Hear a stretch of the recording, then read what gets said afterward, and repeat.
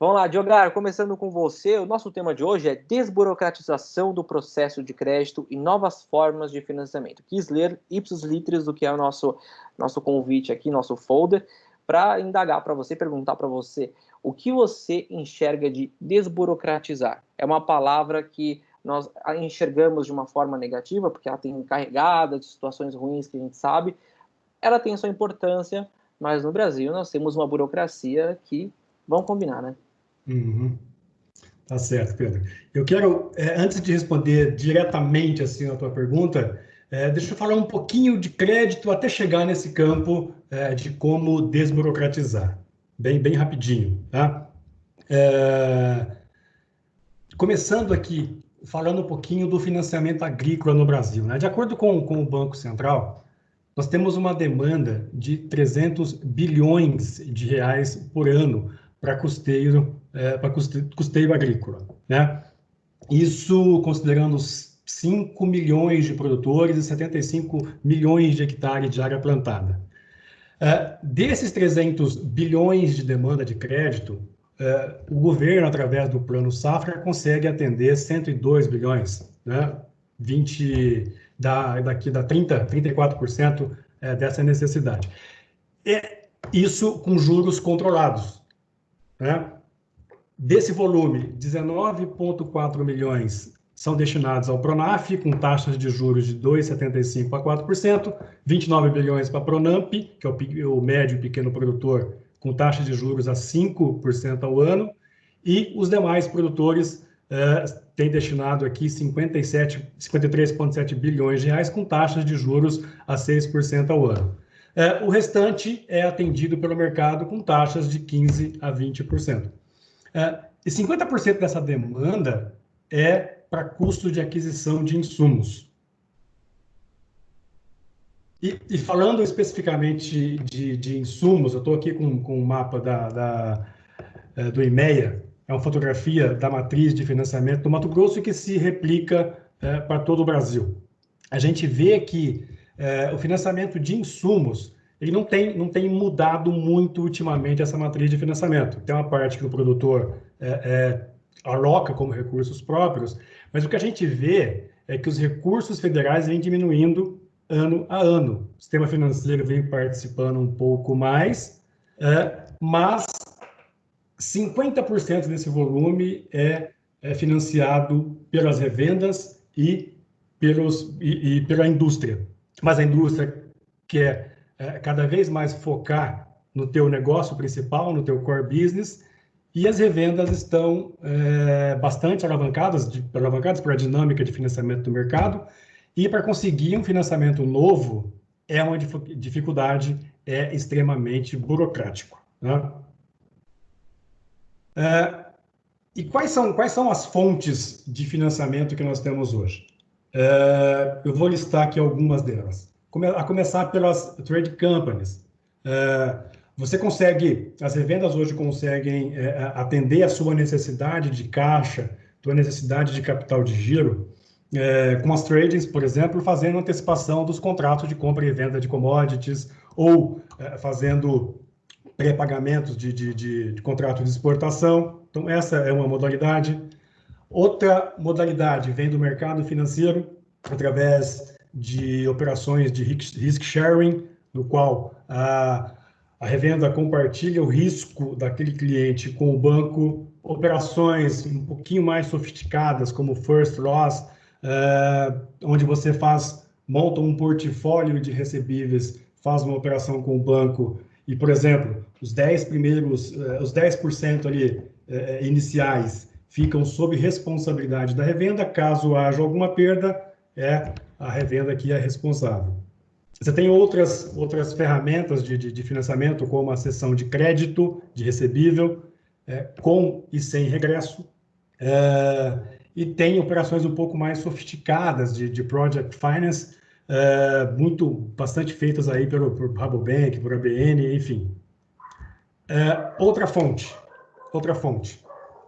Mercado de capitais. Essa, para mim, aqui é a nossa vedete, é o nosso pote de ouro. É aqui que está a saída para a gente atender a nossa necessidade de caixa, a necessidade de caixa que as revendas têm hoje, né? Com securitizações, né? Com operações de CRA, de FDIC, de debenture. Eu deixei aqui o IPO não em negrito, porque aqui é para empresas que estão pensando mais em investimento, para aumentar, abrir novas áreas, um crescimento para todo o Brasil, por exemplo. Aí a IPO, né, são empresas maiores, né, que é a abertura de capital. E temos também novos agentes de financiamento. Tem a do Agro, que é a empresa que eu sou associado, e depois eu vou falar um pouquinho aqui da do Agro, mas você tem empresas também como a Supplier, como a PagAgro, que o Jonas, inclusive, é um dos sócios, que se apresentou aqui no webinar de anteontem. Tem a Nagro, o AB Bank, que é do Gira, a Thrive, e ainda tem outras ferramentas, que é uma ferramenta nova, que é o Peer-to-Peer Lending. O Peer-to-Peer aqui é empréstimo de ponta a ponta. Então, você tem empresas como Nexus, como Tutu Digital, Yo, Covad. Então, são empresas que captam investimentos com pessoas físicas e emprestam para empresas de médio e pequeno porte. São maneiras que a gente tem de desburocratizar. Obviamente que você tem algumas coisas que não são possíveis desburocratizar, mas tem aqui alguma alternativa aqui que a gente consegue falar. Travou aqui a minha apresentação aqui, não está indo. Deixa eu só ver aqui. Pronto, veio. Eu quero, como eu disse para vocês aqui, para mim, a grande vedete, assim, o nosso pote de ouro, que a gente pode buscar financiamentos para fazer frente à necessidade de crédito que nós temos, que as revendas têm, é o mercado de capitais. Mas o mercado de capitais ainda é muito pequeno em relação à necessidade de crédito que existe no mercado hoje. Eu tenho aqui esse quadro que mostra a evolução das operações do mercado de capitais desde 2014. Quer dizer, em 2019 fechamos com 14 bilhões de reais de operações feitas, é um bom volume, mas se comparado a 300 bilhões de necessidade, é muito pouco. E o pior, né? Desses 14 bilhões, os grandes tomadores aqui são Usina São Martinho, Jales Machado, Marfrig, JBS, são operações de securitização corporativas. Quando você fala em operações pulverizadas de CRA e de FDIC, isso representa muito pouco, estamos falando de 26% desse volume. Isso é muito pouco. Então, assim, aqui é o nosso mar aberto que nós temos que navegar para fazer frente à nossa necessidade de financiamento. Agora, por que ele não é maior? É exatamente o tema que nós trouxemos aqui, né? Que é a burocracia. Tem alguns temas que você não consegue eliminar, né? Tem um ponto de burocracia que vai continuar existindo, não tem jeito. Daquelas novas fontes que eu comentei, tem uma série ali que não é tão burocrática assim, mas é um recurso mais finito. O mercado de capitais, dá para dizer que é quase infinito, é um mar gigantesco para a gente navegar, mas é burocrático, né? Por exemplo, vou dar um exemplo, uma operação de CRA que a Vert fez com a Bela Agrícola. Foram 3.000 produtores, médios e pequenos. Foram 6.000 notas fiscais, então nós precisamos ter 6.000 canhotos assinados. Foram 9.000 duplicatas que precisam ser anexadas a esse processo, duplicatas como aceite, então você tem que pegar a assinatura em 9.000 duplicatas, tá? Essa é a parte ruim. A parte boa é que já surgiu agora a duplicata digital, que já elimina bastante dessa burocracia. A lei 13.986 também trouxe a possibilidade da CPR digital, que foi muito bem comentada ontem pela Mariana e pela Priscila. Enfim, então, já vem o governo, né, o MAPA, vem trabalhando para desburocratizar um pouco esse ambiente. Mas ainda existe a burocracia, né? É altamente complexo essa captação de recursos do mercado financeiro, quer dizer, no mercado de capitais. Você tem que seguir regras rígidas da CVM, e além de ter uma série de agentes aqui também, né? Você tem agência de rating, órgão regulador, segurador, agente de cobrança, agente de formalização, enfim, tudo isso você tem que conjugar para poder levar um documento que dê segurança para o investidor colocar dinheiro. A boa notícia é que tem muito dinheiro, né? E a outra dificuldade desse volume crescer é que também é o timing de financiamento, né? Para fazer uma operação pulverizada, eu preciso ter integrantes aqui nessa operação de todo o Brasil. Para você mitigar risco, você precisa ter dispersão geográfica. E aí, uma revenda do Rio Grande do Sul tem um timing, uma necessidade de recurso diferente de uma do Mato Grosso. Mas no mercado financeiro, você tem que levar essas duas juntas, no mercado de capitais, desculpa, você tem que levar essas duas juntas. Então, assim, tem essa dificuldade também.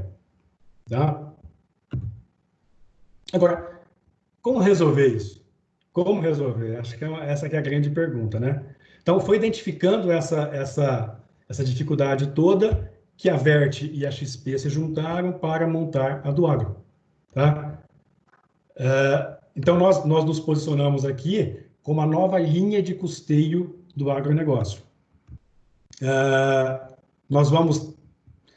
O mercado que nós queremos focar é o mercado de pequeno e médio produtor, e vamos trabalhar em conjunto com as indústrias e com as revendas para acessarmos esses produtores.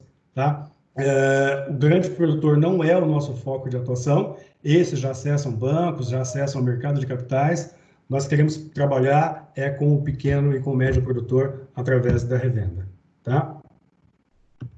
Então, essa dificuldade toda que eu mostrei lá do mercado de capitais, nós da Duagro que vamos fazer isso. Somos nós que vamos estruturar a operação de CRA, de FDIC, nós que vamos falar com os investidores. A revenda e o produtor não precisam se preocupar com isso. Então, essa é uma maneira de desburocratizar esse processo todo. E aí, nós estamos trazendo uma solução ganha-ganha para todos esses elos aqui da cadeia, né? De maneira tal que a indústria possa focar no negócio principal dela, a revenda também, e o produtor foque na produção. Isso que nós queremos fazer, tá? Depois eu posso falar um pouco mais de detalhes conforme forem surgindo as perguntas, mas a gente vai fazer um crédito todo via digital, rápido, simples, e quando acessarmos o produtor, o crédito dele já estará pré-aprovado. Tá?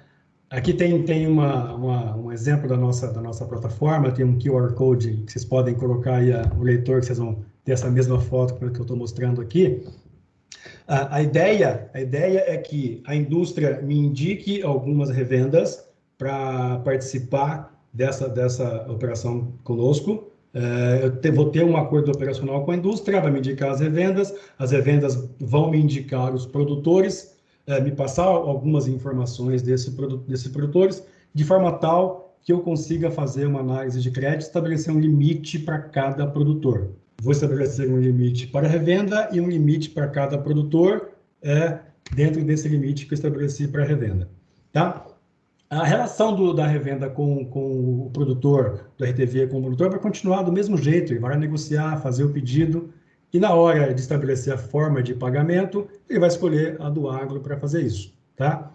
O produtor, ali na hora, já acessa a nossa plataforma, confirma o cadastro com as informações prévias que eu recebi da revenda, responde umas questões que nós temos aqui e assina essa CPR eletronicamente. É uma CPR digital, que já nasce digital, e ele vai assinar eletronicamente.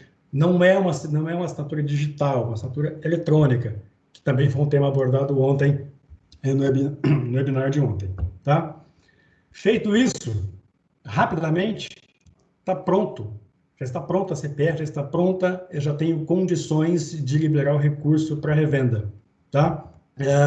E esse recurso, o nosso objetivo aqui é liberar o recurso em nome do produtor para a revenda, e a revenda faça o pagamento de parte desse recurso para a indústria que tivesse acordo operacional com a gente, e parte recurso livre para que ela financie compras de fertilizantes e de sementes. Esse que é o nosso objetivo. É um recurso para custeio, não é para qualquer outro fim. É para o custeio, para garantir que o produtor vai fazer o plantio da lavoura dele. Tá? Vamos iniciar com soja, milho, café e também algodão. E conforme a gente for construindo essa base de dados, entendendo o comportamento do produtor, construindo um histórico de pagamento, e aí eu consigo ter mais segurança para daí avançar também para outras culturas. Tá.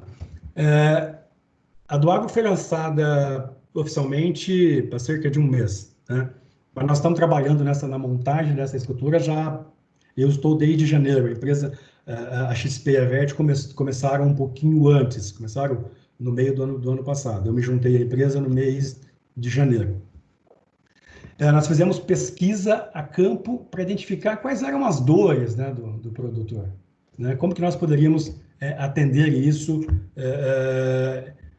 ajudando o produtor.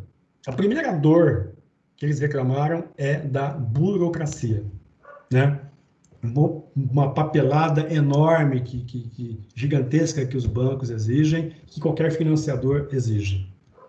Um outro ponto é a necessidade de garantia. É outra dor forte que o produtor tem. Para financiar, por exemplo, 100 mil, ele tem que ter 100 mil aplicado ou tem que ter uma garantia real, alguma coisa para poder suportar esse crédito.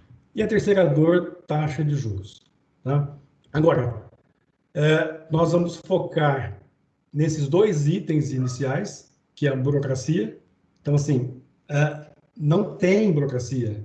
Eu vou fazer uma análise de crédito prévia, como eu disse, quando a revenda for abordar o produtor, o limite já estará pré-aprovado e ele fará toda a interação com a gente via celular. Simples. Não haverá necessidade de garantia. Nós não vamos registrar a CPR no cartório. Não vou registrar penhor no cartório. Vou fazer o registro de acordo com a Lei 3986 na B3, por exemplo. Isso sim. Tá? E a taxa de juros que nós vamos operar agora vai ser a taxa de juros normal que o produtor já opera hoje com a revenda, não vai ser diferente disso. Eu espero que, ao longo do tempo, a gente construa essa base de dados, como eu disse, aí eu tenha condições de avaliar melhor o produtor, eu tenho condições de buscar com investidores taxas num custo mais barato, para daí também eu levar isso ao produtor e, obviamente, à revenda. Então, é isso, uma maneira de... Tem outras maneiras de desburocratizar com aquelas empresas que eu apresentei lá também. Aqui eu quis focar um pouquinho na do agro, né? Esse é o nosso jeito de oferecer crédito. Rápido, simples e sem burocracia. Tá certo, obrigado, Diogar. Ele respondeu a pergunta que eu fiz ele inicial com a... Eu estou ouvindo meu eco. Bom, enfim.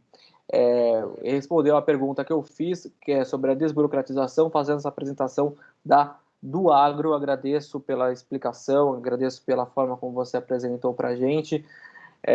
De fato, você uniu aí as dores que os produtores não falam somente para as instituições financeiras, para os financiadores, mas também para nós que estamos a campo ouvindo os produtores, exatamente isso.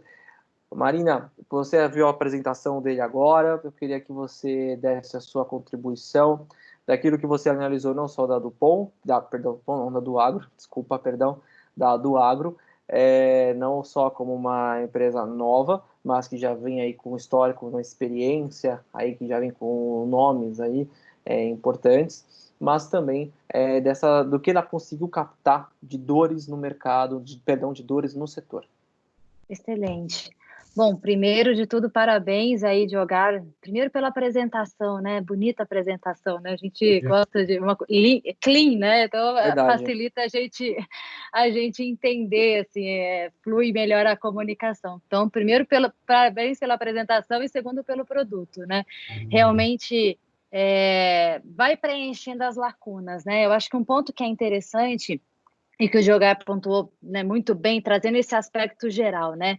Eu participei de diferentes, né, fóruns, lives, logo antes, quando ainda estava em votação a MP do Agro, depois quando ela de fato virou a Lei 3.986, e o primeiro momento, né, muitas dúvidas que vinham era justamente essa, né? Então, o mercado de capitais vai substituir o mercado do crédito, né, rural, o crédito advindo aí de políticas agrícolas? Não, né? Ou seja, o que vai acontecer é o que está acontecendo, como naquele gráfico que o Diogar trouxe, né? Tem uma menor participação, e isso já vem sendo falado principalmente do início do governo com a ministra Tereza Cristina, que é cada vez mais direcionar o crédito público para as pequenas e médias empresas, né, deixando que os grandes se estruturassem cada vez mais e pudessem aí acessar mercado de capitais é um deles, né, para que pudesse realmente ter outras fontes de financiamento.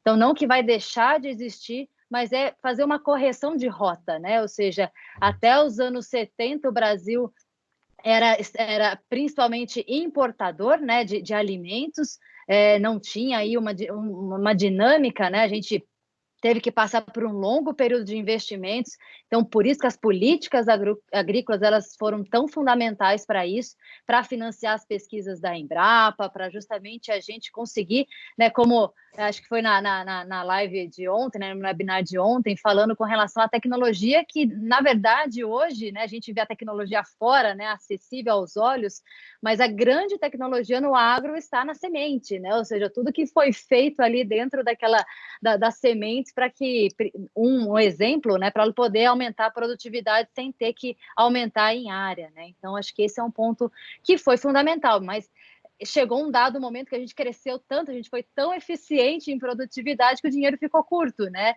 E muitas outras áreas aí precisaram também de recursos. Então, feito isso, e a lei vem justamente para isso, né? Para que o mercado pudesse aí ter mais transparência. Então, né, fazendo só o gancho com o webinar das meninas de ontem, né? E o Maion também que estava aqui com a gente ontem comentando sobre isso. Ou seja, a partir do momento que você faz esse registro na B3, por exemplo, na SER, que você começa a dar visibilidade para que o mercado de investidores, principalmente, comece a conhecer qual que é o tamanho do Brasil, né? Quem está dentro do setor, quem está dentro das trades, das químicas, dos distribuidores, tem uma noção, né? Quem vive o nosso mercado tem uma noção, mas quem está de fora, né, e quer investir aqui, não tem aonde buscar essa informação mais clara. Então, ali é um dos motivos. E o segundo é justamente criar essa flexibilidade nas garantias, né? Ou seja, criou-se aí o patrimônio rural, né, em afetação, que é um novo tipo de garantia. Isso aí eu vejo muitas vezes as pessoas se confundem, né? Mas o que é o patrimônio, né? Ele é assim como a hipoteca, assim como o penhor, assim como a alienação fiduciária, você tem o patrimônio rural em afetação, que vai estar ligado a apenas 2 títulos de crédito, que é a CPR ou a CIR, que é um novo título que surgiu também aí, a célula de imóvel rural, que surgiu dentro, né, dessa nova lei. Então, tem o fundo nossa, até era aval fraterno, mas agora é garantidor solidário, né? O povo muda no meio do caminho o nome e a gente se confunde. Mas também é uma alternativa, e hoje à tarde foi muito interessante. E as mudanças na própria CPR, a questão da cláusula de variação cambial, né? E tudo isso. Hoje à tarde, né, até fazendo um paralelo com relação a isso, eu falo que uma das minhas grandes alegrias com a AgriSchool é que eu tenho a oportunidade agora de andar pela longa cadeia do agronegócio, né? Então, antes eu ficava mais limitada aqui no comecinho, com os insumos, né? A praia da onde eu vim, e agora eu consigo caminhar um pouco mais de ponta a ponta, né? E hoje à tarde eu estava participando de uma live lá na CNA. Então, eu estava na casa, né, do produtor rural, estava ali dentro do ambiente deles, E é bacana porque aqui na evolução dos nossos webinários aqui, principalmente esses que nós fizemos aqui, né, de forma mais íntima, né, só nós aqui que é focado na parte de crédito do agronegócio, a gente aqui trouxe muitas das nossas inquietudes, né, ou seja, das nossas dúvidas, como é que eu vou avaliar crédito para o produtor rural nesse cenário de recuperação judicial, CPR entra, não entra, essa cláusula de essencialidade faz sentido ou não, como é que isso aqui funciona, né? E hoje eu tive a oportunidade de estar, né, conversando com o outro lado, e o outro lado está tão assustado quanto nós, né? Ou seja, ele também está na dúvida, mas o que essa lei trouxe de benefício para mim, produtor? Porque eu acompanho os fóruns para os credores têm as suas diversas justificativas, mas e eu, né? E aqui também, e muito bacana que a gente vai estar com o espaço aberto para o pessoal falar, eles fizeram o seguinte comentário, né? E eu fiz o gancho rapidinho com o nosso webinar que o Bernardo veio aqui apresentar, e o Renato no primeiro, né? Toda aquela, acho que principalmente a do Renato, que ele falou, a gente lida aqui com, basicamente, aproximadamente 140 fontes públicas de informação, e a gente criou aqui a nossa inteligência para poder ler tudo isso e criar um dossiê rápido, né? Então, e ele mesmo falou, às vezes a gente sabe mais do produtor do que ele mesmo. E um produtor falou justamente isso hoje, e ele se, né, incomodado com isso, ele falando assim, olha, ok que as fontes são públicas, né, tá aí para todo mundo acessar, mas e o satélite que está lá o tempo todo olhando a minha fazenda, medindo ali de minuto em minuto, hora em hora, enfim, né, como é que eu me protejo com relação a isso, né, como é que eu estou com a minha informação ali a céu aberto, e como é que fica essa questão de lei, de proteção de dados, enfim, outras coisas mais. Então, eu fiquei nessa reflexão, né? Nós estamos aqui tentando encontrar formas de nos proteger, de conseguir fazer o crédito mais seguro, né? Acessar mais mercado. Só que, do outro lado, vamos tirar, né? Separar o joio do trigo aqui, a gente realmente tem aqueles que não fazem direito, mas tem uma grande massa que faz direito, né? E está tentando entender como é que ele lida com essas mudanças aqui também. Então, quando a gente olha alternativas como essa que o Diogar está trazendo para nós aqui da do Agro, em que ele fala menos burocracia, né? A questão das garantias, a forma que vai lidar com essa garantia nessa modernidade de agora, né? A taxa de juros eventualmente vai ser um ponto que vai ser trabalhado também. Então, começa aí de encontro com essa dor, né? Então, hoje, validando um pouco disso que você falou, Diogar, eu ouvi isso hoje à tarde. Quem quiser acessar essa live, está lá no canal da CNA, que foi uma conversa bem bacana também. Então, o que eu penso, né, só para fechar o meu racional aqui, e a gente poder abrir aqui para o pessoal, né, o Pedro trazer mais pontos aqui também, juntamente com o Diogar, o mercado precisou evoluir, né? Primeiro porque precisa de mais recursos, só do bolso do governo não vai ter, né? Não vai ser suficiente para isso, então está mais direcionado. A iniciativa privada já faz esse trabalho faz muito tempo, só que também está chegando num ponto em que ela precisa também se modernizar, né? Quantas vezes no nosso fórum de discussão aqui a gente questiona, né? Como é que vocês estão fazendo análise de crédito agora de pessoa jurídica? O Diogar deu várias dicas aqui, né? Como é que eu leio? O que eu olho na demonstração financeira? O que eu olho, né?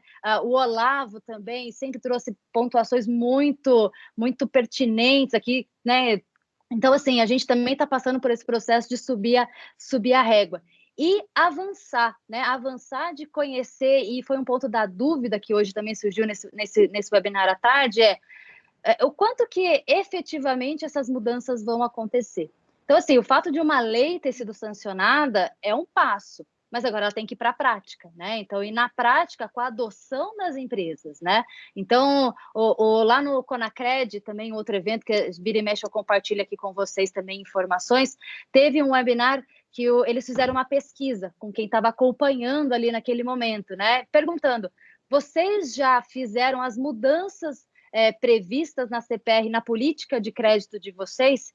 E a grande maioria disse que ainda estava estudando para poder fazer as mudanças na política de crédito. E teve também gente que disse que não ia fazer porque não achava que era pertinente.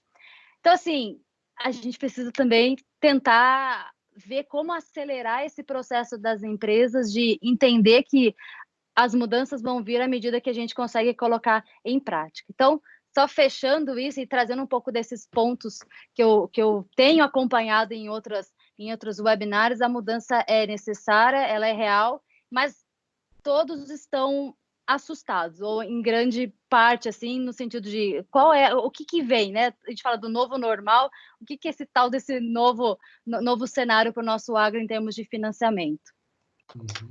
Exatamente. Mudança assusta, né? A mudança, ela é algo que a gente não espera. A gente muda e vamos ver o que vai dar. Muitas vezes a gente se depara com situações que antes era melhor. Então, faz uma readaptação, recomeça, ou, nossa, ainda bem que mudamos, porque realmente não tem como. E essa questão da burocracia, ela é nesse quesito que ela entra, né? São muitos produtores. Eu lembro quando eu estava na implementação do CAR, eu lembro quantos produtores entravam em contato com a gente no canal perguntando, mas isso e aquilo, não sei o que, e se eu tiver isso, se eu tiver aquilo. Ou seja, são tantas brechas, né? Porque faz uma lei, né? São tantas brechas que se faz uma lei e ainda tem que ter um decreto para normatizar aquela lei. Ou seja, é uma coxa de retalhos que você não sabe para onde você vai. É por isso que a gente fala desse sistema deficitário de burocracia que nós temos, que são tantos papéis, tantas coisas, né? Permita que, vou parafrasear meu avô, que ele falava assim, o homem, ele engole uma mosca, o homem, ele engole como ele falava? O homem engole uma mosca, perdão, ele peneira uma mosca, mas engole um camelo. Esse era o termo que ele falava. Ou seja, é tanta coisa que ele vê, mas quando ele vê, ele acabou se metendo os pés pelas mãos. Então, é exatamente isso que nós estamos falando pela burocracia.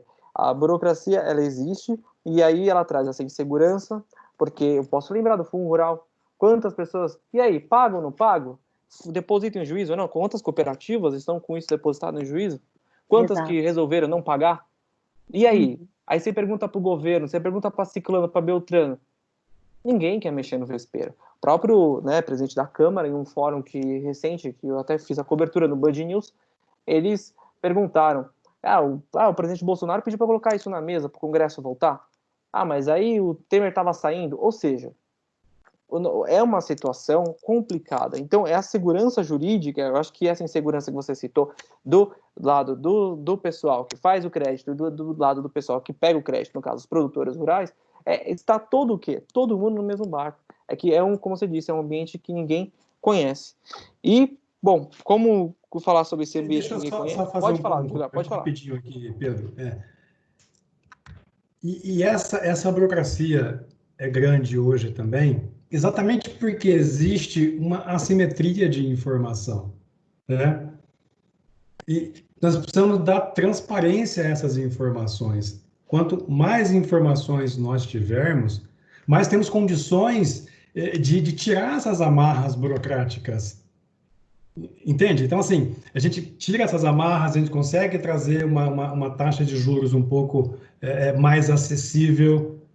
Então, assim, a gente tem que dar transparência nisso tudo para os investidores. Nós dependemos desse financiamento. E quem tem o dinheiro são os investidores. Agora, se a gente não quiser trazer informação, a gente não quiser liberar para que eu consiga, com o satélite, monitorar o que está acontecendo, a gente não vai sair do lugar nunca. Exatamente. A burocracia não vai acabar nunca. Exatamente. Esse é o ponto. Eu acho que esse é o caminho da desburocratização, é o que realmente é a transparência. Porque se você tem uma transparência, para que você precisa de tanta coisa para provar que aquilo é? Não precisa, seria inviável. Né? Então, assim, realmente, como a gente tem falado, é uma coxa de retalhos, né? E toda vez eu lembro disso, dessa questão que o meu avô sempre falava para mim, né? O homem peneira uma mosca e engole um camelo. Agora saiu. Bom, vamos lá, as perguntas agora estão chegando para a gente no WhatsApp. Vamos lá, o Lucas Aires pergunta aqui para a gente, Diogário, quem irá analisar o crédito e ficar com o risco de crédito? Terá um teto por produtor? Em caso de inadimplência, quem fica com o passivo? Muito bom, tá certo. Assim, ó, falando um pouco mais de detalhe, eu fiz uma apresentação super rápida para ficar disponível aqui para a gente debater um pouco mais e responder as perguntas que forem surgindo, tá? Só explicando um pouquinho mais. Nós vamos começar esse ano com um volume de 100 milhões de reais de financiamento. Esse volume já está praticamente tomado, né? Quando nós apresentamos para a primeira indústria, ela já falou, não, deixa comigo aqui, que eu faço isso aqui, e já vou te apresentar as revendas. Então, assim, foi muito rápido.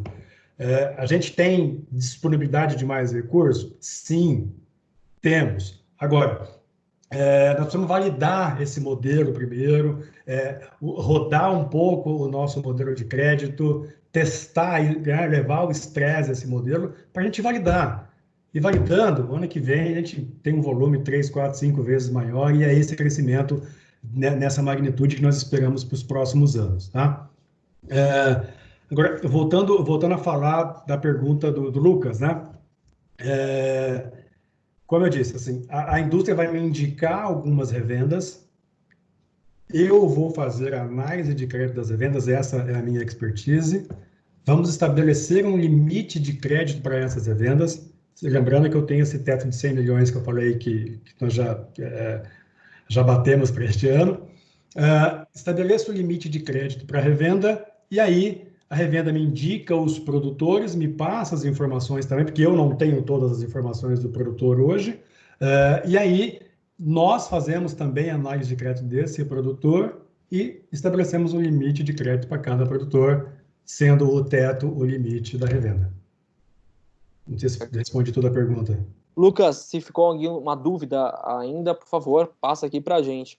Vamos para a próxima pergunta, é o Marcelo Vieira, ele fala, Diogar, já tem uma estimativa de tempo de resposta desse processo entre o produtor fazer o cadastro e o dinheiro estar no caixa da empresa?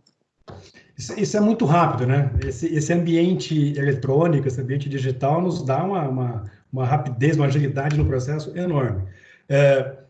Uma vez aprovado o limite da revenda,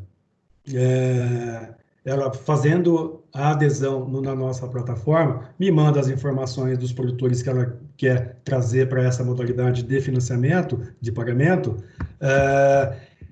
No máximo, uma semana a gente tem isso pronto, já definido o limite de cada um e já disponibilizado para a revenda já abordar o produtor. Assim, estourando uma semana. Tá certo. O pessoal aqui vai continuar participando, continua mandando mensagem, tá vendo que o pessoal tá digitando aqui. Daqui a pouquinho a gente volta com as perguntas. Agora, eu queria voltar para Marina.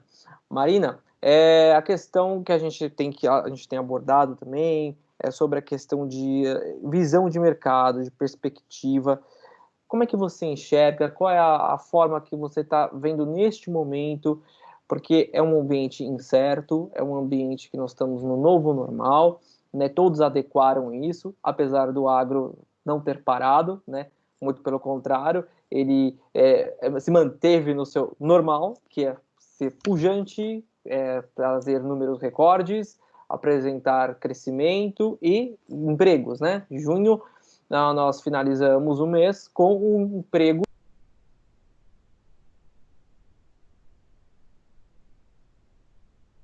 Você está no mudo, Pedro. O telefone está no mudo? Desculpa, não tinha visto isso. Eu tinha ligado, mas tudo bem. Vamos refazer aqui. Bom, tá me ouvindo? Vocês estão me ouvindo? Sim. Voltou? Cortou só quando você começou a falar do normal, né? Que no agro não parou. Ah, sim. No agro não parou, né? Nós estamos no normal, continuamos no normal, né? Apresentando números recordes, né? As lavouras crescendo, produzindo, abates, o produtor pegando crédito, o produtor investindo, né? Porque o mundo continua se alimentando, a gente fechando acordos comerciais, qualificações, enfim. O agro, ele não sentiu, podemos dizer assim, os impactos da Covid. Ele sentiu que ele é importante ainda mais neste momento. Na visão sua de mercado, na sua visão de crédito, como é que você avalia agora? Não só a importância, mas na aquisição de mais crédito, na forma como as pessoas vão buscar essas ferramentas. Perfeito.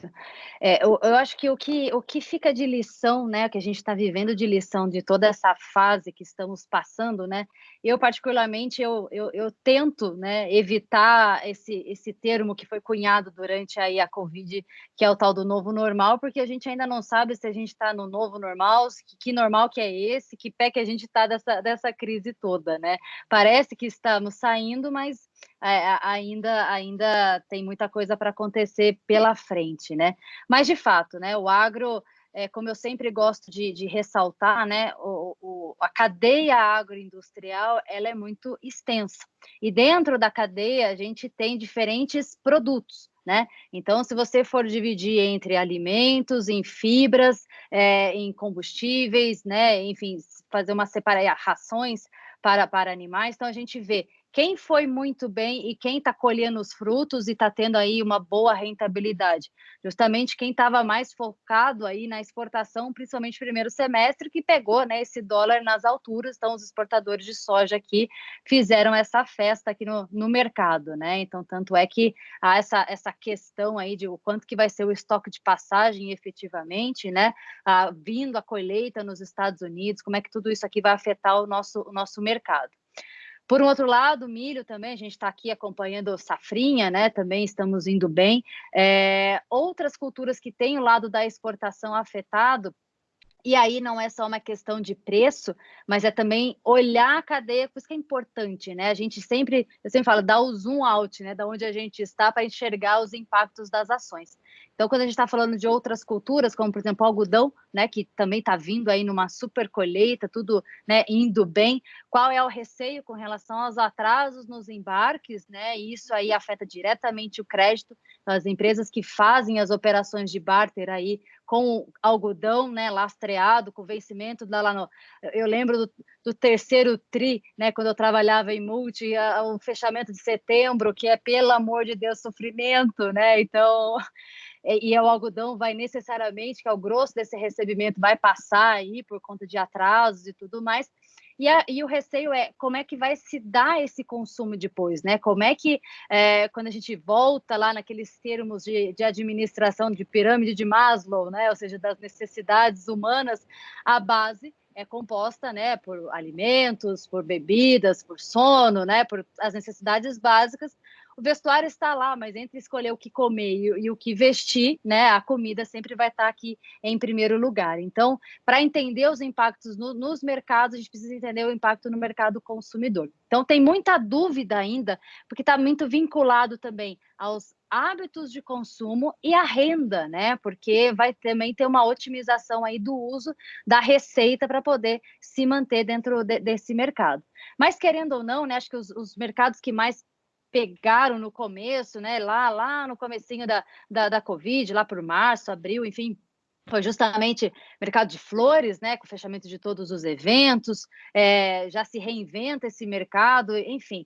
Então, o que a gente vê em linhas gerais é que a régua subiu, né? Ou seja, essa questão agora de exportação tá em pauta, né? O Brasil abrindo aí o mercado, fazendo novos acordos com outros países também, e a questão da transparência também é fundamental, não só a transparência no aspecto de crédito, que é o que a gente fala tanto aqui dentro desse grupo, né, mais voltado para esse tema, mas também com relação à sustentabilidade, né, já visto que a gente tem visto aí, né, cada vez mais forte a visão que o mundo tem do Brasil e entra no aspecto de comunicação, né? Você citou aí nos nossos nos 4 webinars e super justo, né, com relação ao CAR, né, a forma como a importância, a forma como é feito e tudo mais, e a questão também do Código Florestal, né? Ou seja, o nosso é um dos mais restritivos do mundo, e a gente não consegue passar essa imagem para o mundo de que a gente faz a coisa correta, né? Então, eu até semana passada eu dei uma aula no nosso curso falando justamente sobre isso, né? Falando sobre o valor das empresas no mercado e o valor das empresas que compõem o nosso agronegócio. Como é que a gente se vende como agronegócio, imagem para o mundo, né? Porque a gente tem um tripé sustentável em termos de economia, de social e ambiental também, só que a gente é realmente muito bombardeado, né? Essa semana passada aí teve o lance do artigo das maçãs podres, né? Daqui do Brasil, ou seja, chamou atenção para o problema e não para toda a 20% que faz errado e não para os 80% que faz o correto, né?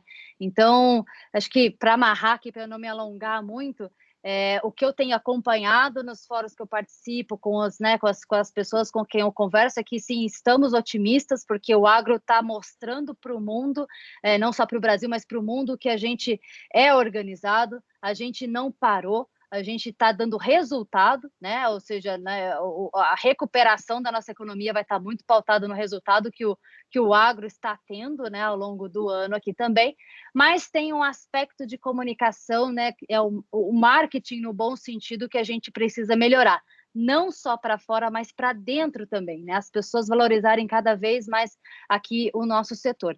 E quando a gente está falando né, de comunicação, o Pedro entende bem disso, né, a área que ele atua aí, né, na linha de frente, eu vou falar do meu lado aqui, que é o lado da capacitação. Eu até anotei aqui, né? Nos nossos webinars, eu acho que, assim, sem exceção, a gente falou, né, que um determinado nicho de mercado não entende. Então, a gente está falando sobre a questão das garantias, né, dos registros, e a gente falou ontem, as meninas falaram ontem, os cartórios não entendem, acho que foi até um ponto sobre a alienação fiduciária, o cartório não registra porque ele não entende a alienação fiduciária. O Bernardo falou a questão do NDVI, a gente tem que interpretar que o pessoal, né, não entende, ou realmente a gente tem que prestar esse serviço. Lá no comecinho, uns 2 anos atrás, eu participei de um evento na Verte, e a gente estava discutindo sobre securitização ainda, tudo mais, e eu lembro que ficou muito claro para mim quando as meninas falaram, a gente teve que dar uma aula para a CVM, porque a CVM não entendia o agro, né? A gente entrou na legislação ali do CRI, né, do mercado imobiliário, porque o agro, né, as pessoas não entendiam, então os órgãos reguladores não entendiam, né? Então, e a gente também falou aqui que o judiciário também não entende, né? O produtor não entende. Gente, então a gente precisa se comunicar melhor, né? Para que se comunicando melhor, capacitando mais, fazendo com que as pessoas entendam, facilita muito tanto a parte da burocracia quanto a parte aqui dos processos também. Então, não tem como falar de crédito, não tem como falar de venda, não tem como falar de pujança do agronegócio sem a gente falar de comunicação e sem falar comunicação associado com capacitação. Então, para fechar, acho que é isso. Perfeito. Eu vou te dar um MTB, que é o registro do jornalista.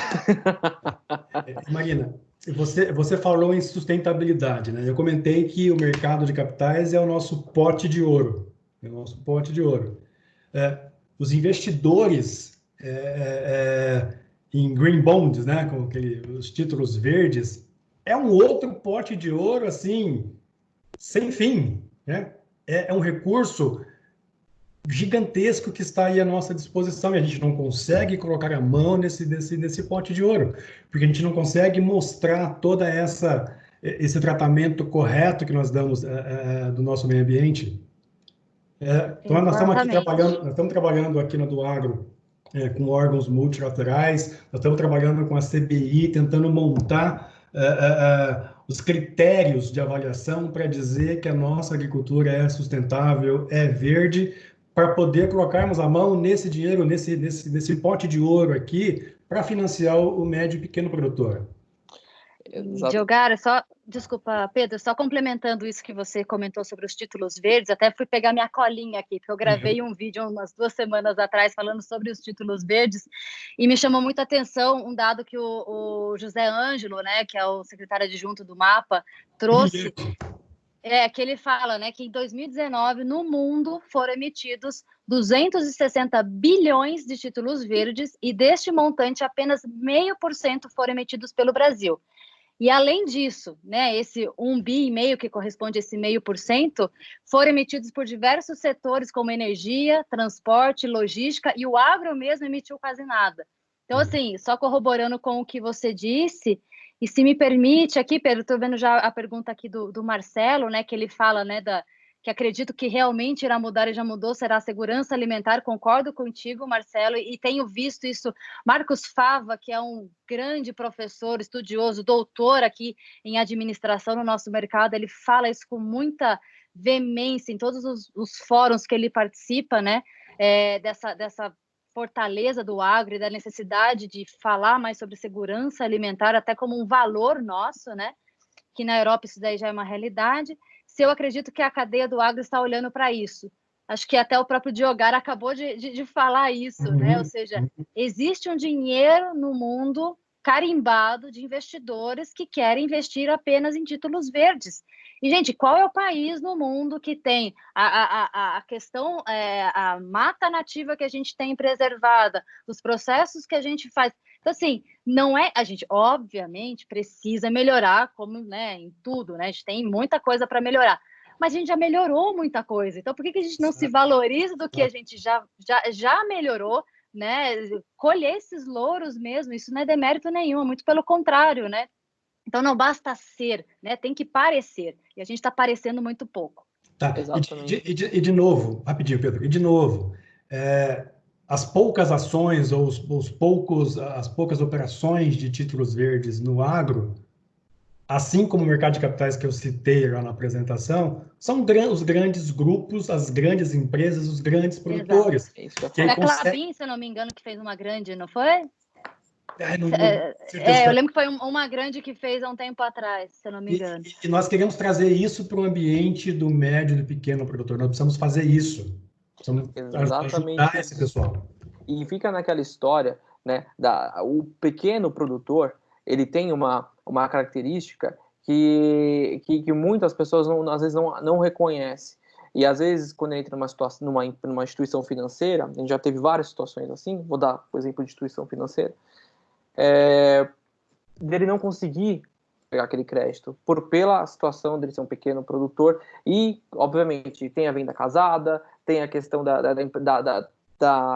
propriedade dele não estar de forma correta, aquela papelada que enchem eles. Então, essa visão do pequeno e médio é muito importante. E eu faço aqui também uma observação da questão da sustentabilidade, né, que está muito atrelada às cooperativas, que é um dos mercados que é um dos setores, né, do agro está mirando, né, que eu vi pela apresentação, da cooperativa, da força que ela tem, né. Eu fiz uma vez um programa, ajudei a produzir um programa bem bacana, junto com os jornalistas de agro que tenho até amizade com ele, Tobias Ferraz,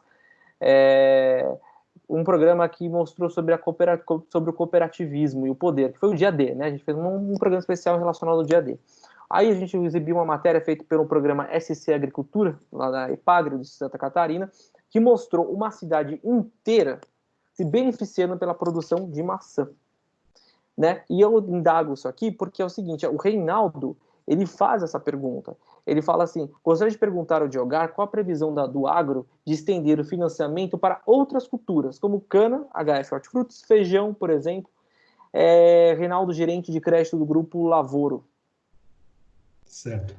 Então, foi como eu disse, né? Nós estamos começando agora, uma operação de 100 milhões, imagino que a gente vai conseguir atender de 25 a 30 revendas, de 2.000 a 3.000 produtores, assim, já é um volume grande inicialmente.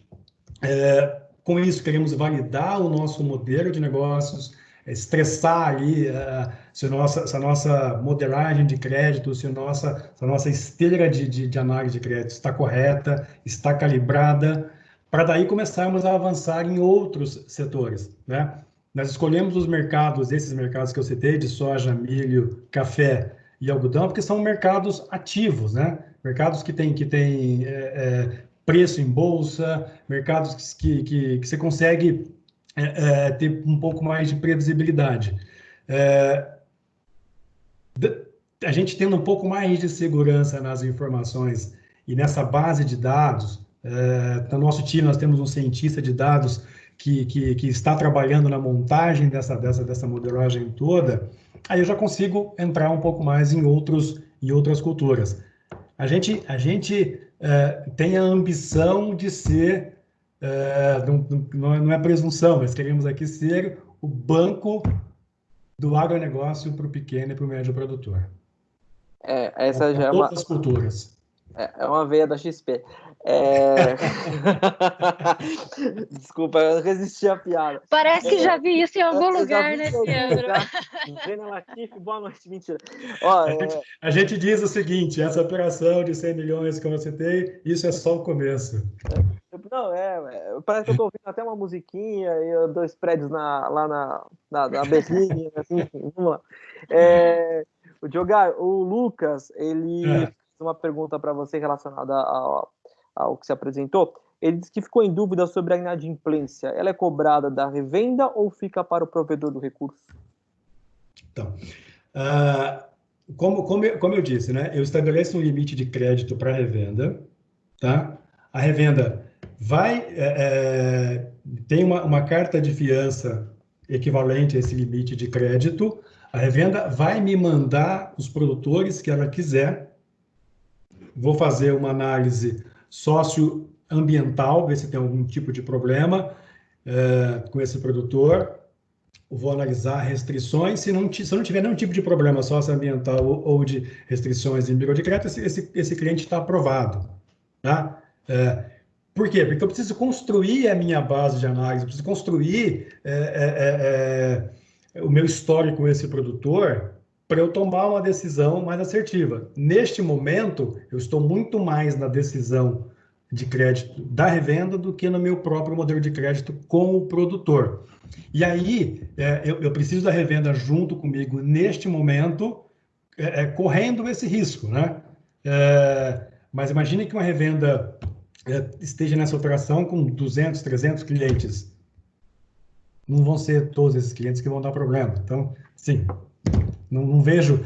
Vai ser uma operação bastante pulverizada, não vejo que seja um grande problema isso, não. Tá certo.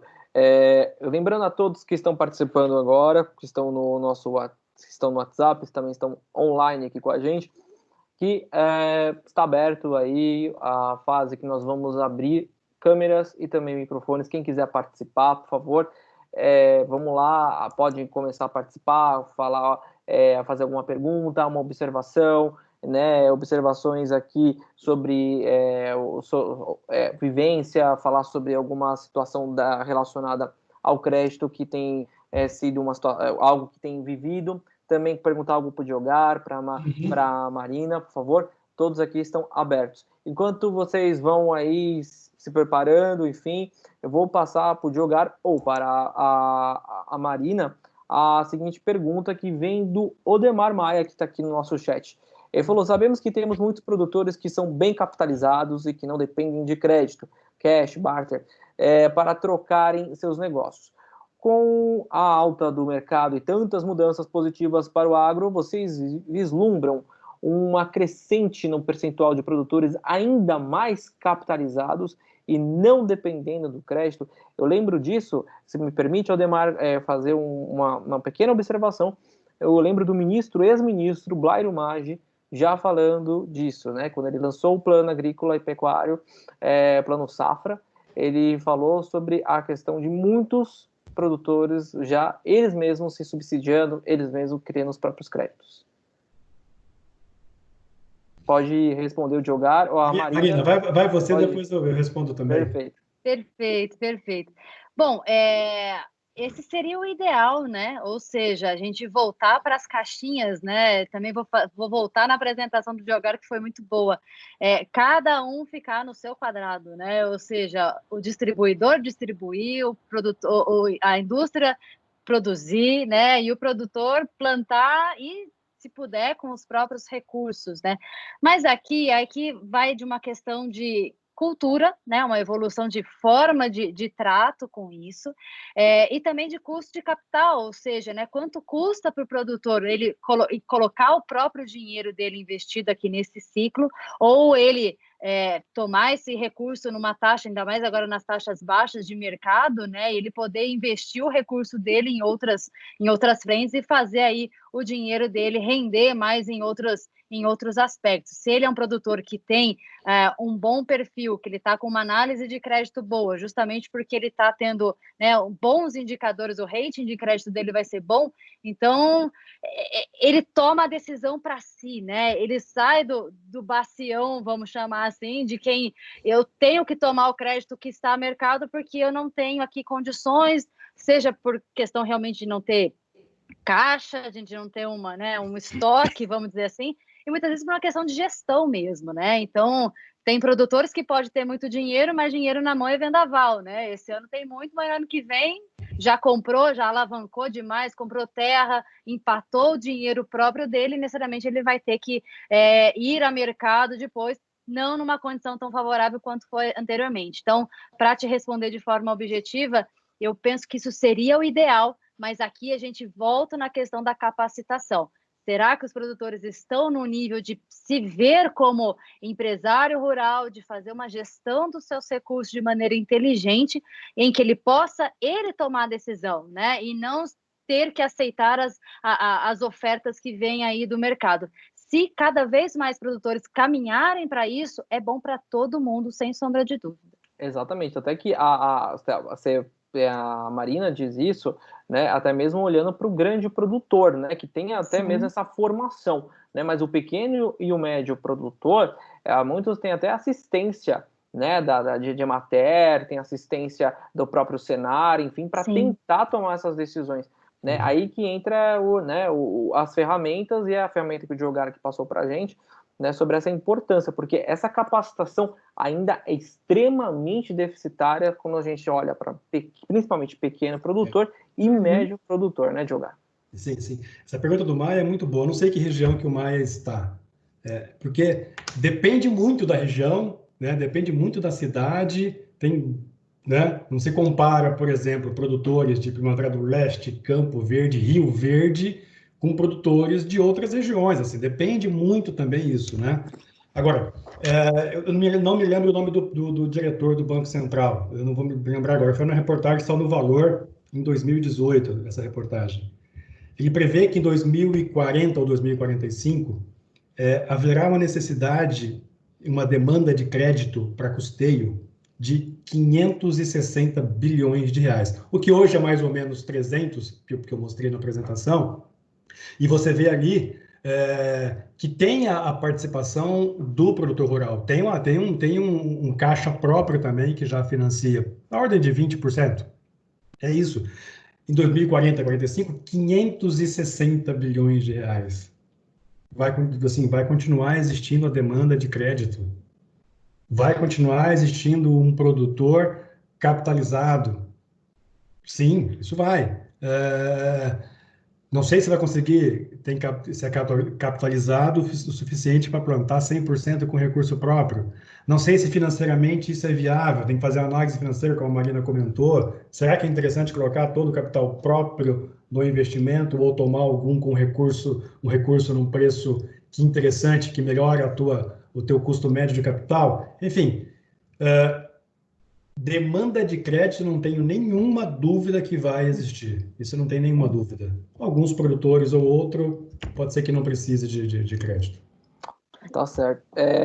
Só me permite uma pergunta que veio da Mariana Bonora. Ontem ela conversou com a gente, né? Ela fez o webinar ontem, né? Que eu ganhei aí a permissão de chamá-la de Mari. Que ela faz a seguinte pergunta. Tanto para a Marina, tanto para o Diogo.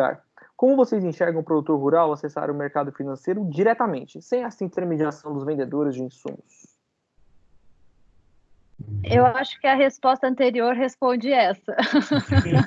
Eu acho que é a mesma, vamos fazer, já que a gente falou da XP, é a mesma analogia de mercado de investimento, né? Então, assim, para eu ir a mercado e eu montar a minha carteira de ações, eu preciso dedicar tempo a isso. Eu preciso estudar as ações, estudar as empresas, acompanhar o mercado, ficar ligado no que está acontecendo na economia, na política e mais trocentas coisas.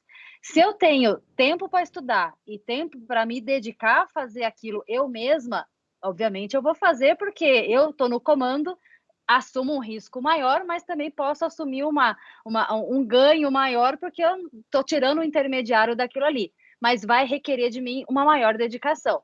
Então, acho que vai muito nesse perfil, né? Se a gente pegar para o perfil de investidor, é mais ou menos o perfil do produtor também. O quanto que ele, né? E eu tenho um slide que eu sempre uso nas minhas apresentações, que é a carinha de um produtor, assim, com um monte de caixinha em volta dele.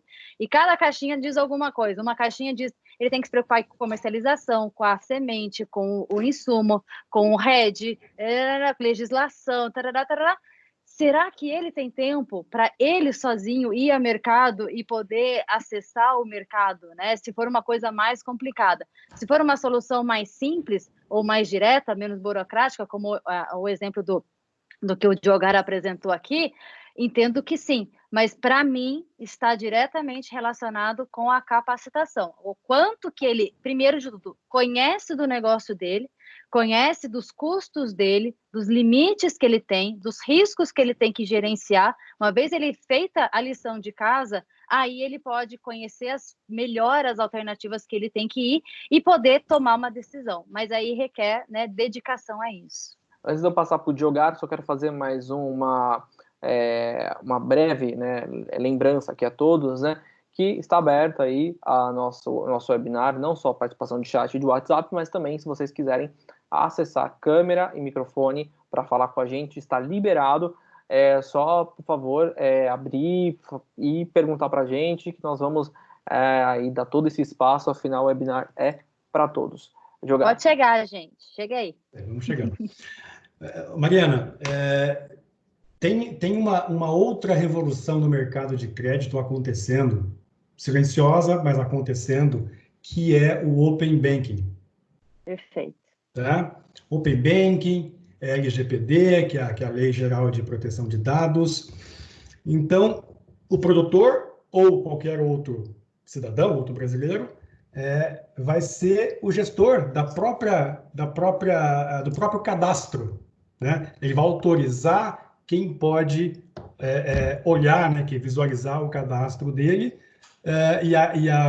o objetivo do Banco Central é que com isso os bancos, os financiadores, identifiquem quem são os melhores clientes, os melhores, vamos chamar aqui, melhores produtores, e aí ofereçam taxas melhores, taxas mais compatíveis. Então, esse é um negócio que vai estar disponível para todos, né?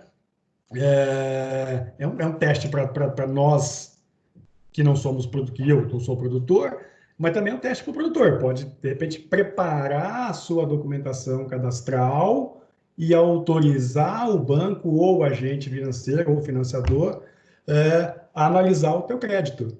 Mas, de novo, é transparência, né? É mostrar todas as informações, mostrar histórico de plantio, histórico da tua área, regularização da documentação, é tudo isso. Tendo tudo isso, ele consegue acessar mercado e capturar crédito do mercado. É possível. Mas, de novo, precisa ver também se tem todo esse tempo disponível, como a Marina comentou, né?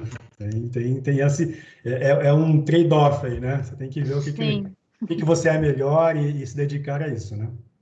Exatamente, o que diria o mestre Chacrinha, quem não se comunica se trumbica, né? A gente tem que lembrar esses grandes nomes, essas mentes importantes da comunicação que passou pelo nosso Brasil, que falam essas citações, deixam marcadas essas citações, mas não é a esmo, deixam porque realmente é importante a gente ouvir isso, né? A comunicação, ela tem que ser perfeita. A gente também tem que tomar cuidado da forma como a gente comunica, como é que a gente fala, né? As pessoas não entendem muitas das vezes o que é o nosso Brasil. Nós temos nossos problemas? Sim, nós temos nosso problema. Para mim, um problema que eu sinto, fugindo um pouco da questão do crédito, é a questão ferroviária. Eu até hoje eu não consigo aceitar um país de extensão continental não ter uma ferrovia. Eu não acredito que nós somos reféns ainda de um sistema que usa um diesel caro, que usa uma região pedagiada cara, que tem um transporte como o nosso para levar a produção. Lógico, gera empregos, só que contra caminhão, não é nada disso. Mas dá para, assim, fazer em rotas menores esses caminhões, obviamente, não estou falando para ser cada malha ferroviária dentro de cada fazenda, não é isso que eu estou falando, esses caminhões exatamente serviriam para isso, né? Mas nós teríamos aí um país muito mais forte com isso, né? Então, nessa questão que nós estamos falando, nós batemos num ponto, a gente começou com a desburocratização, mas nós batemos num tema que é extremamente, assim, para mim é trivial, crucial falar sobre a transparência. Se tivéssemos transparência, não seríamos reféns de tantos lobbies internacionais, não seríamos reféns de tantos interesses ocultos que depois de um tempo eles se escancaram na nossa cara.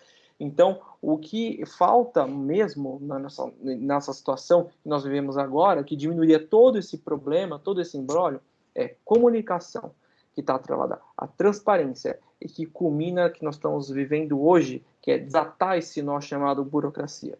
Então, a gente está aqui conversando, a gente teve muita coisa bacana que a gente falou esses dias, e se a gente for olhar cada pedacinho, né, a Marina fez aí ela reportou trechos aí desses webinars que nós tivemos, esses últimos 3 que nós tivemos, trechos importantes, mostrando esses pontos, e no final, se a gente for olhar e sintetizar em uma frase, a gente vai cair lá embaixo na questão da burocracia, da transparência, né, que se tudo fosse transparente, não precisaria de estarmos sendo tão vigiados como nós estamos, né? Exatamente esse é o quesito. Bom, pessoal, está ainda aberto as perguntas, o pessoal pode falar aqui com a gente, estamos recebendo alguns elogios, tanto pelo chat, também pelo crédito, aqui pelo nosso WhatsApp.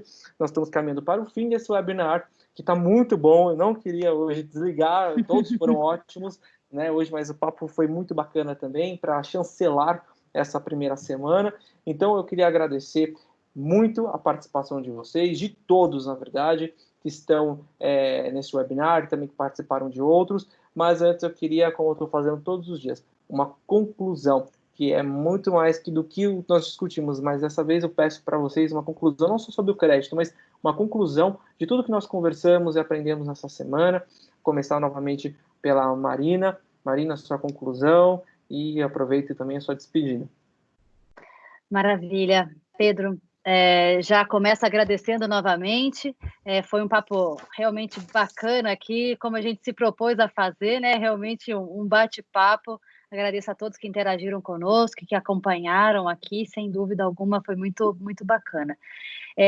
Eu acho que a mensagem final que eu deixo, né, a gente precisa ter mais DRs dentro do setor, sabe? A gente precisa discutir mais a relação, porque assim como num casamento, né, o marido e a mulher, ou né, o casal que não conversa, começa a castelar de um lado, mas o que será que ele está pensando? Será que ele fez isso por causa daquilo? Será que ele fez o outro por causa daquele outro?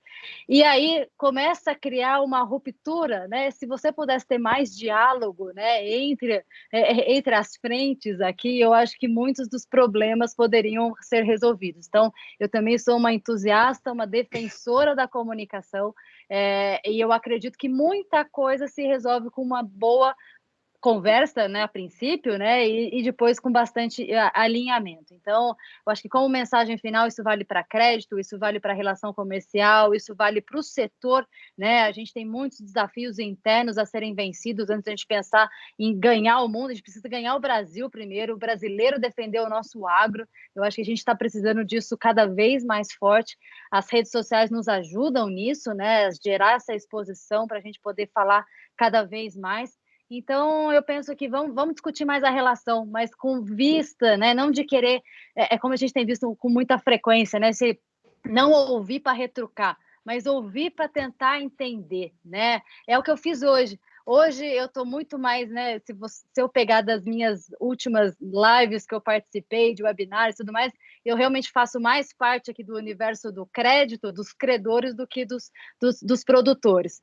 E hoje, né, com esses pontos que os produtores levantaram, eu falei, gente, eles também não estão confortáveis, né? Então, assim, vamos pensar, vamos ouvir essas provocações ou esses pontos que eles estão trazendo aqui e talvez a gente está falando tanto de desburocratizar e indo mais para o lado da tecnologia e tudo mais, mas eu ainda acho que uma boa conversa, um bom alinhamento, eu acho que ainda tem bastante espaço para isso. Não excluo nenhum, mas eu acho que a gente pode discutir mais a relação. Obrigada, Ana, mais uma vez, sucesso.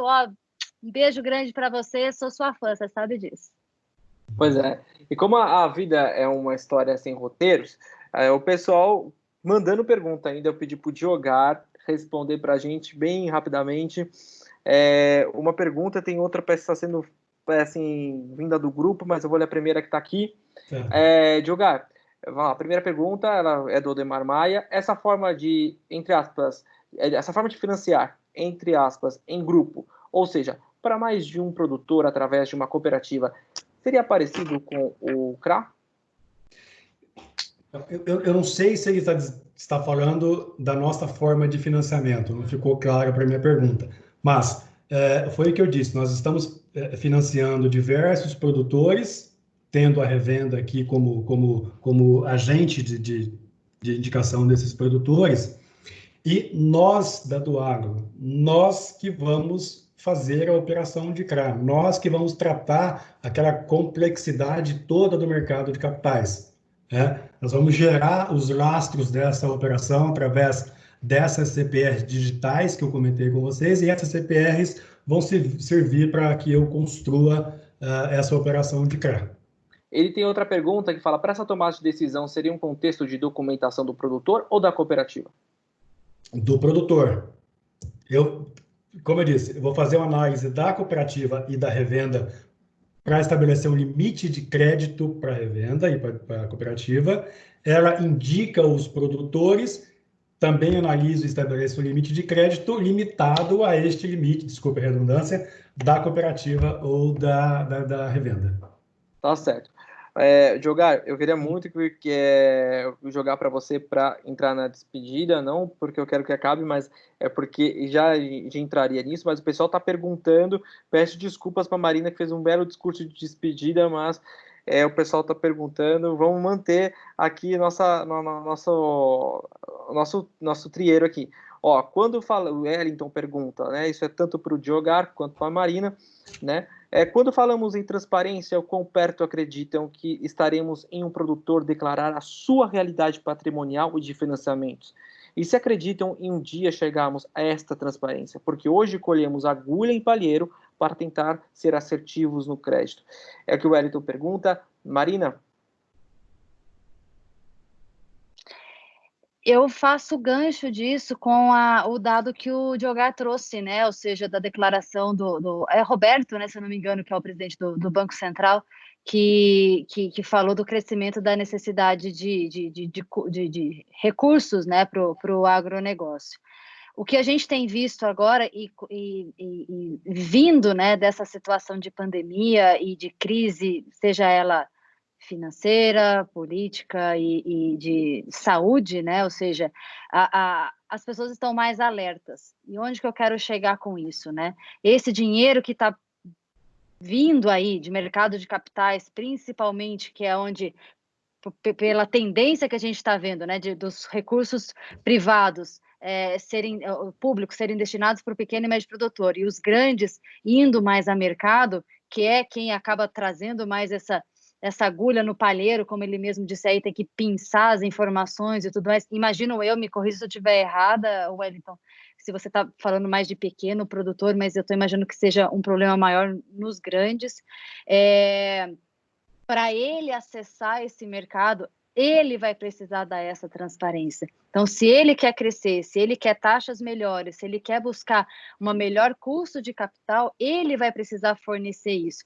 Porque, de outra forma, como o exemplo das startups que a gente viu aqui, das empresas que a gente viu aqui, hoje em dia estamos cada vez mais próximos de conseguir ter mais acesso a essas informações que antes dependiam só da boa vontade do produtor passar ou não, né? Então, hoje, tem como você chegar com um dossiê, sei lá, 80% pronto, faltando 20%. E aí, fala, olha, se você me der esses 20% do que falta, a sua taxa vai para X, né? Porque o seu rating vai melhorar. Então, assim, eu imagino que isso vá pelo lado da demanda do mercado realmente por essa visão de transparência que a régua está subindo cada vez mais. Não sei se o Diogo concorda comigo.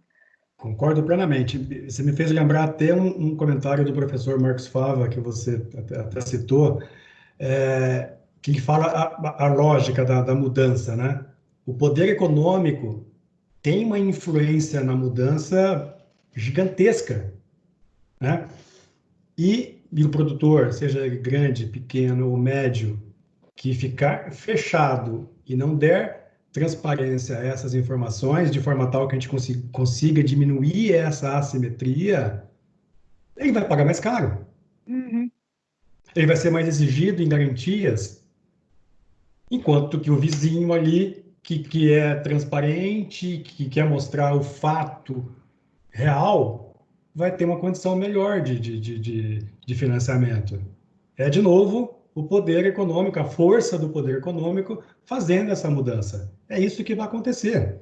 E a dependência de crédito também vai fazer isso acontecer. O Wellington, né, tem dificuldade de fazer a análise de crédito. Ele vai ser mais exigente no crédito. Vai exigir mais documentação, mais garantias, vai trazer um limite de crédito menor. De novo, é a força do poder econômico também, né? O poder do crédito aqui. Tá certo. Bom, tem o pessoal que está aqui, está digitando aqui no grupo, ainda não concluíram a pergunta, não sei, às vezes fica, né, só na caixinha. Ah, o Marcelo pergunta, acho que o Marcelo já participou daqui, Marcelo Vieira, isso mesmo. Marcelo Vieira, bem, fala para a Marina, bem, colocando as suas palavras, acredito que desburocratizar não é se distanciar do produtor, relacionando a boa conversa, perdão, vou reformular. Acredito que desburocratizar não é se distanciar do produtor. Relacionando e boa conversa sempre vai ser uma boa fonte de informação e principalmente de bons negócios. Acho que ele faz aqui uma consideração. Ele fala de relacionamento aqui, ele colocando as palavras aqui, falando do que a Marina disse há pouco. É isso aí. Tá certo. Bom, o pessoal aqui está participando do grupo. Ainda algumas perguntas estão chegando. A Núbia Cruvenel, ela fala o seguinte: Marina e Diogar, parabéns pela apresentação, discussão do tema, realmente foi excelente. Marina, você fala muito bem a linguagem do crédito, e tem um entendimento bacana de como o produtor nos vê e questiona nosso setor e os processos. Aí vem acompanhado de palmas. Diogar, as inovações são luzes que chegam para apoiar as revendas e os produtores. Eu acredito que cada vez mais a tecnologia irá dominar os mercados, falando de garantias, análises, monitoramento. Visto isso, temos aí chegando os pivôs de luz para aumento de produtividade. Parabéns, Ana Paula, pelo desenvolvimento dos temas. Acredito que ainda teremos muito o que falar sobre o crédito, e isso é ótimo. A Núbia aqui parabenizando a gente. Bom, com isso, muito obrigada. Diogar, eu peço agora a sua consideração final sobre esse webinar e fazendo aí um amaranhado de tudo que a gente conversou, não só hoje, mas também nesses dias que você acompanhou também. Ok. Quero dizer que eu estou muito feliz, né? Estou muito feliz com essa noite aqui. Dividir esse painel com a Marina é uma satisfação grande. A tua mediação foi fantástica e parabenizar a Ana Paula pela ideia, pela idealização do grupo e desses webinars.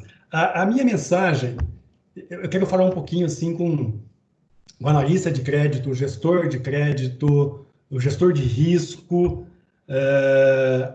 Nós somos uma parte importante dentro do resultado de uma empresa, né?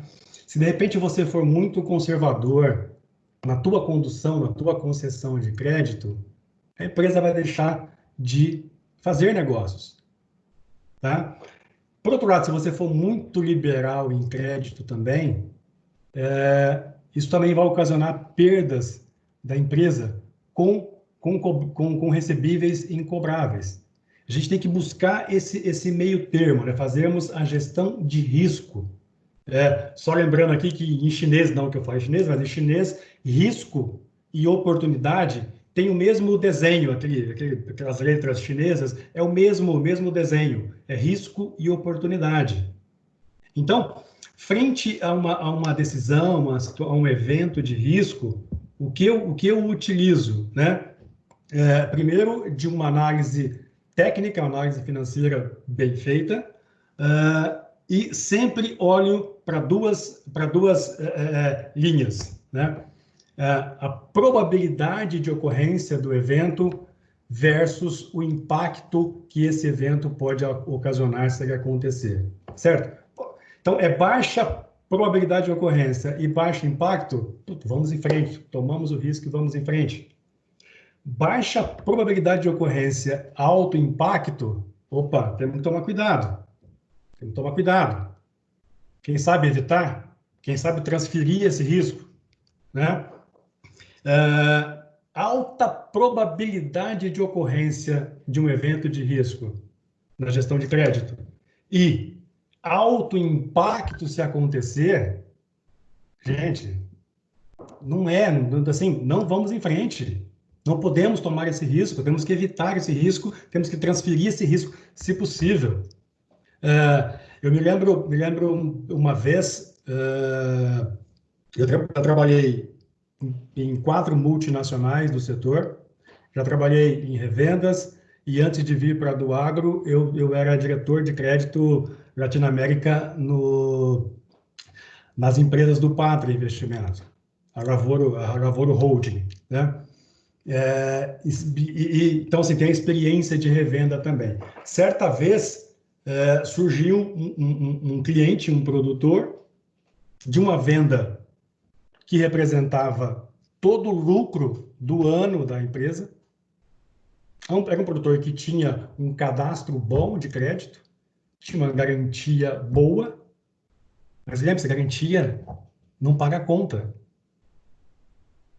Certo? Não paga, a garantia para você discutir judicialmente, lá na frente você ter alguma coisa para poder fazer algum dinheiro, mas vai faltar esse dinheiro no caixa. E como diz o ditado, o caixa é rei. Sem caixa, você não toca em frente à tua empresa. Então, era uma venda boa, margem boa, cliente bom, garantia boa, mas se desse qualquer tipo de problema, né, qualquer tipo de evento de risco com aquele produtor, o impacto no resultado da empresa seria gigantesco, seria maior do que o lucro da empresa. Ou seja, a empresa trabalharia o ano inteiro para nada.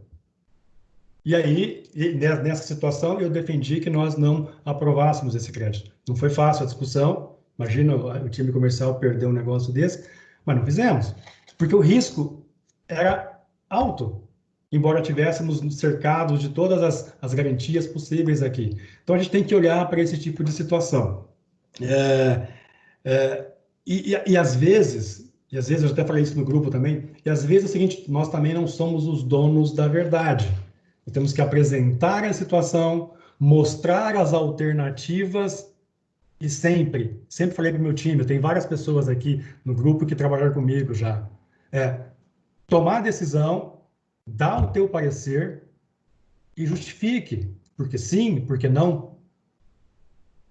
Tá? Então, esse é meu recado, né? Outra, para finalizar de vez aqui, estudem. Um bom analista de crédito, um bom gestor de crédito tem que ter conhecimento técnico.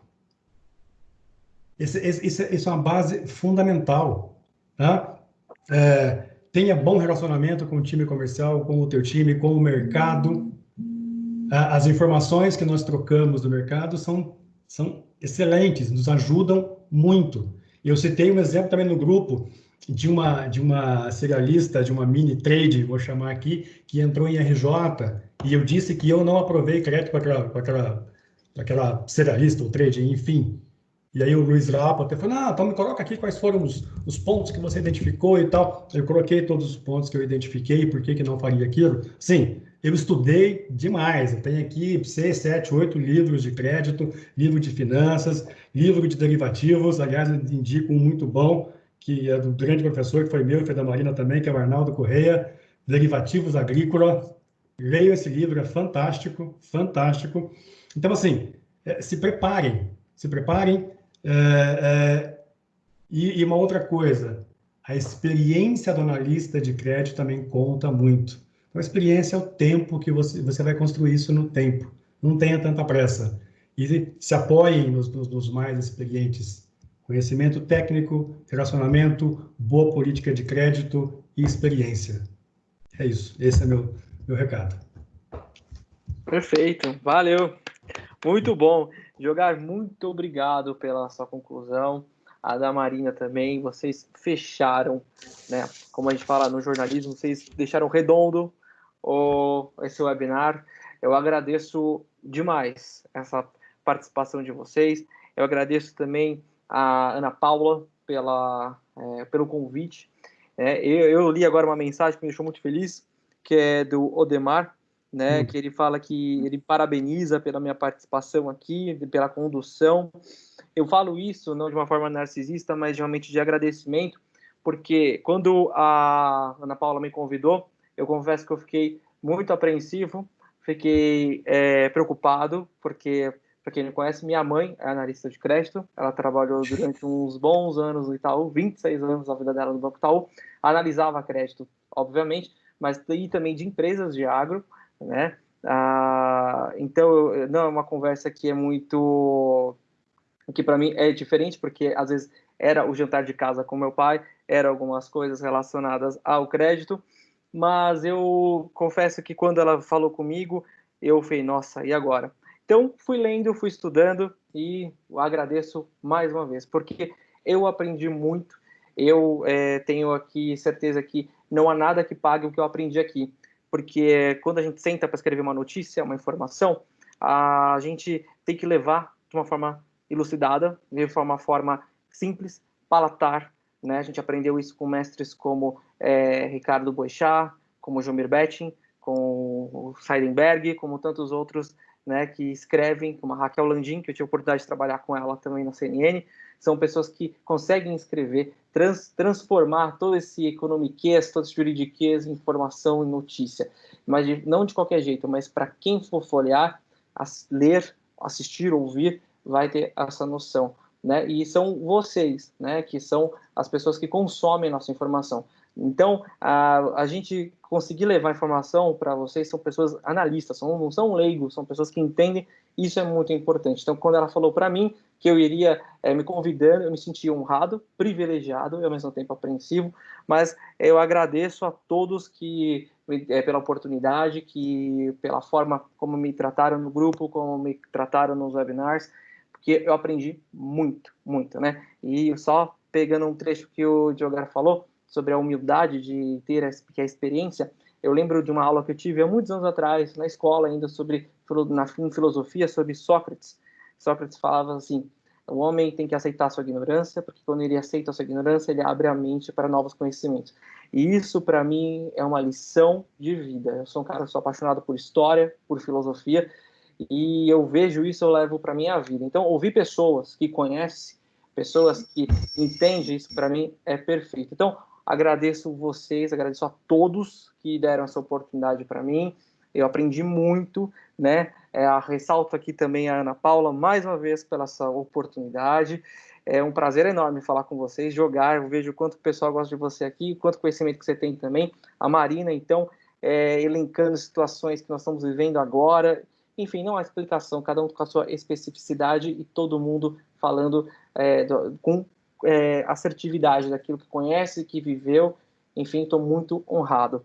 E mais um recado da Ana Paula, é que ela vai passar depois no grupo para todo mundo uma espécie de saque, posso dizer assim, CAT, né, serviço de atendimento ao cliente, que ela vai conversar, perguntar para vocês os títulos dos novos webinars, perguntar como que vocês acharam desses, sugestões, né, enfim, fazer uma pesquisa de campo sobre esses webinars que nós tivemos. Então, assim eu encerro essa nossa série que nós tivemos, essa quarta e última, muito bem encerrada. Agradeço mais uma vez a participação de todo mundo. Ana Paula, muito obrigado. A todos que ficaram todo esse tempo aqui com a gente. Forte abraço para vocês. Obrigado, viu, gente? Valeu por tudo. Boa noite a todos. Tchau, tchau. Obrigada, gente.